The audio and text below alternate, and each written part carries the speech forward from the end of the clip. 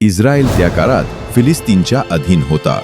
लोक देवाकडे आक्रोश करत होते आणि अशा वेळी देवाने एक मुक्तिदाता उभा करायचा ठरवला. दानी वंशात मनोहा आणि त्याची पत्नी हजलेलपोनी होते. हजलेलपोनी वंध्य होती, पण देवाने प्रभूचा दूत पाठवून तिला सांगितलं की तिला पुत्र होईल. तो मुलगा देवाचा नाझीर असेल, म्हणजे जन्मापासून देवासाठी वेगळा, निवडलेला. दारू, अशुद्ध गोष्टी यांपासून दूर राहायचं आणि त्याच्या केसांवर कधीही कात्री चालणार नाही. हा मुलगा इस्रायलाला फिलिस्तीनपासून सोडवायला सुरुवात करील असं देवाने स्पष्ट केलं. मनोहाने प्रभूकडे प्रार्थना केली की या मुलाला कसं वाढवायचं ते शिकवावं. प्रभूचा दूत पुन्हा आला. त्याने तेच निर्देश दिले. यज्ञाच्या वेळी तो दूत ज्वाळांमध्ये वर गेला आणि ते दोघे नतमस्तक झाले. नंतर शिमशोनचा जन्म झाला. तो वाढत गेला आणि प्रभूचा आत्मा त्याच्यावर कार्य करू लागला. त्याच्यात असामान्य बळ होतं. त्याने सिंह मारला, फिलिस्तीनवर विजय मिळवले आणि तो देवाने निवडलेला योद्धा म्हणून ओळखला जाऊ लागला. पण शिमशोनचं आयुष्य फक्त सामर्थ्याचं नव्हतं, ते आज्ञाधारकतेचं होतं. नाझीर असणं म्हणजे फक्त केस न कापणं नाही, तर देवासाठी वेगळं राहणं. इथेच त्याची खरी परीक्षा सुरू होते. शिमशोनच्या आयुष्यात दलीला आली. ती फिलिस्ती स्त्री होती. फिलिस्ती सरदारांनी तिला मोठी रक्कम देण्याचं वचन दिलं आणि सांगितलं, शिमशोनचं बळ कुठे आहे ते शोधून काढ. दलीला शिमशोनजवळ राहू लागली आणि वारंवार त्याला विचारू लागली, तुझं बळ नेमकं कशात आहे?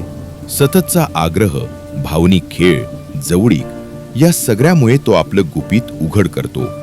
तो तिला सांगतो, मी देवाचा नाझीर आहे. माझे केस कधीही कापले गेले नाहीत. जर ते कापले गेले तर माझं बळ निघून जाईल.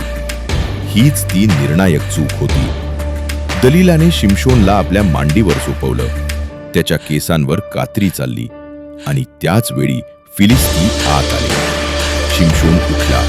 नेहमीसारखं लढायला तयार झाला. पण यावेळी प्रभू त्याच्याबरोबर होता.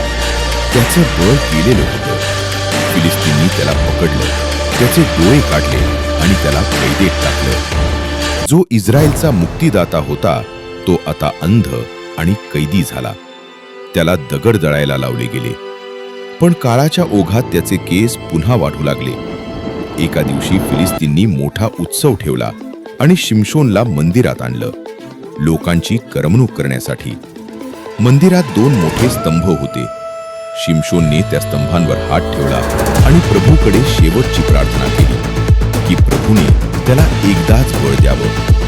देवाने त्याची प्रार्थना ऐकली. शिमशोनने स्तंभ ढकलले. मंदिर कोसळलं. त्या कोसळण्यात शिमशोन स्वतः मरण पावला. पण त्याच्यासोबत हजारो फिलिस्तीही मारले गेले. त्याच्या मृत्यूत त्यांनी जिवंत असतानाच्या विजयांपेक्षा अधिक शत्रूंचा नाश केला. अशा प्रकारे शिमशोनची कथा संपते. देवाने निवडलेला, मोठ्या सामर्थ्याने सुरू झालेला प्रवास मानवी चुकांमुळे भरकटलेला आणि शेवटी पश्चात्तापातून पूर्ण झालेला. देवाचं कार्य बळावर नाही तर विश्वासावर उभं असतं. चुकीच्या जोडण्यांनी नियती अंधारात जाते, पण देवाने दिलेल्या जोडण्या आपल्याला पुन्हा प्रकाशाकडे नेतात.